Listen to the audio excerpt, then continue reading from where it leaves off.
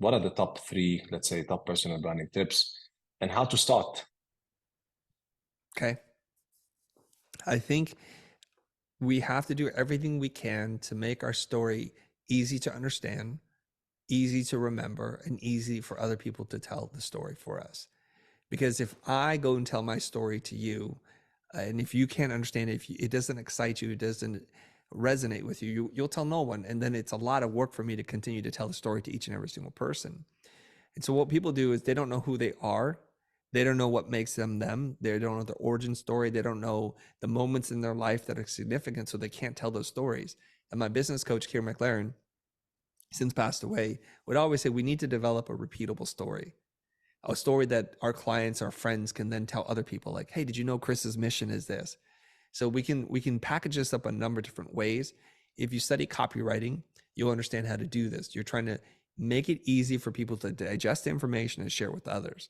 So one exercise that we have people do is something called the 2-word brand. So what we want to do is we want to sum up the essence of who we are. It's an invitation to learn more, to provoke someone's curiosity. So my 2-word brand is I'm a loud introvert. Okay, and I'll explain how to get there and why I describe it this way. First, I'll tell you the story behind the loud introvert.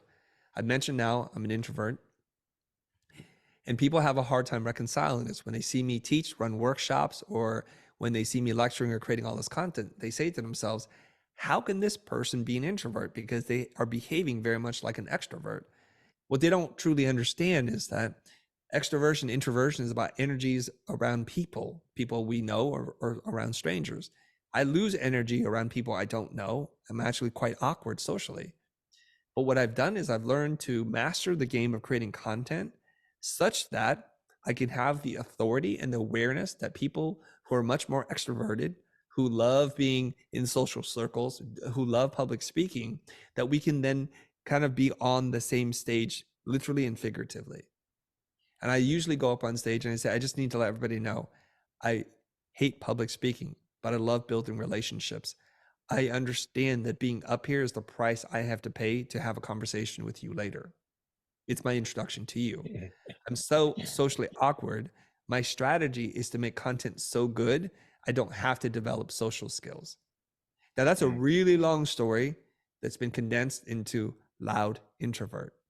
What it does is it gets people to raise their eyebrow, either to say, that doesn't make sense, tell me more, or I'm the same way. You see what I'm saying? 100%. Okay. It doesn't tell the Love whole it. story. It's Yeah. just like the teaser trailer to the rest of your story. And that's what I'm doing. So how does one create a 2-word brand?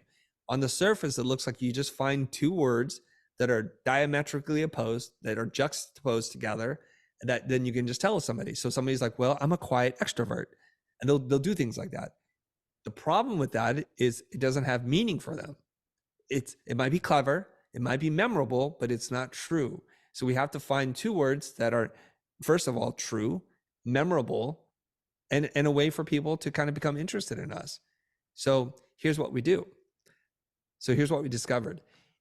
If I were to go on stage and tell you 3 positive things about me, you would start to question my sincerity, my humility, and maybe my hubris and all that stuff, right? So if I go on stage and I'm like, I'm an 8-figure entrepreneur, I've won multiple Emmys, and I've run one of the biggest, most successful motion design firms back when I was doing it in Los Angeles. All true, by the way.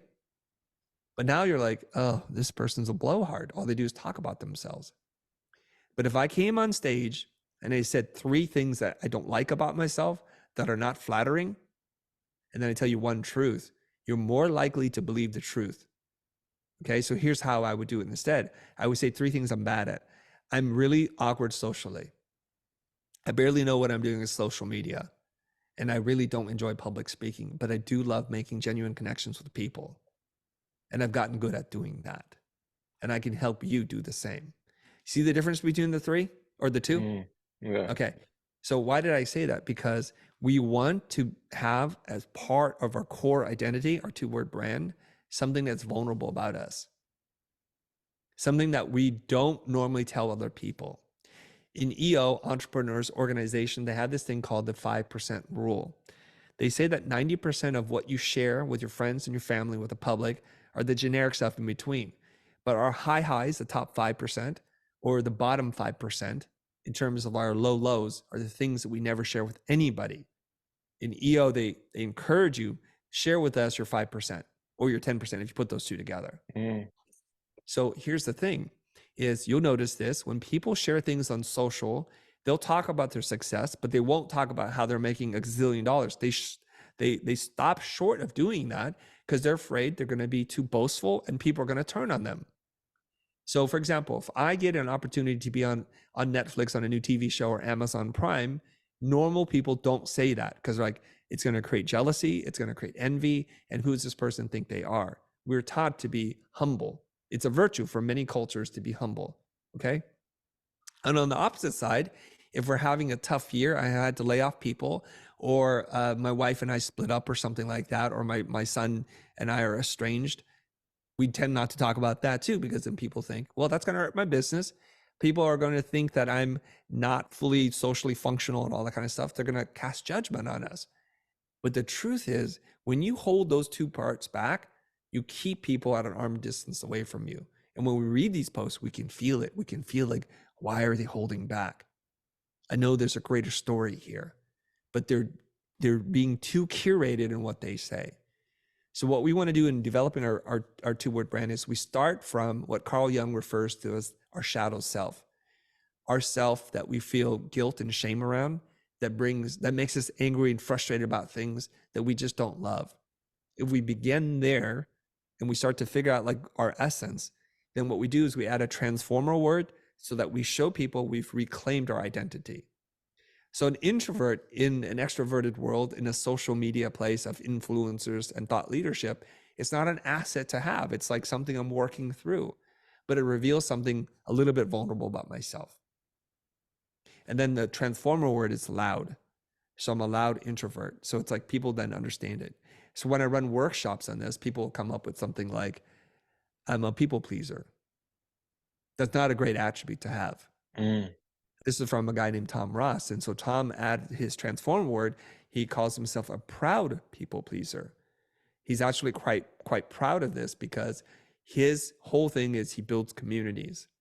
He's highly attentive to the needs of others. And that's what makes him really, really successful.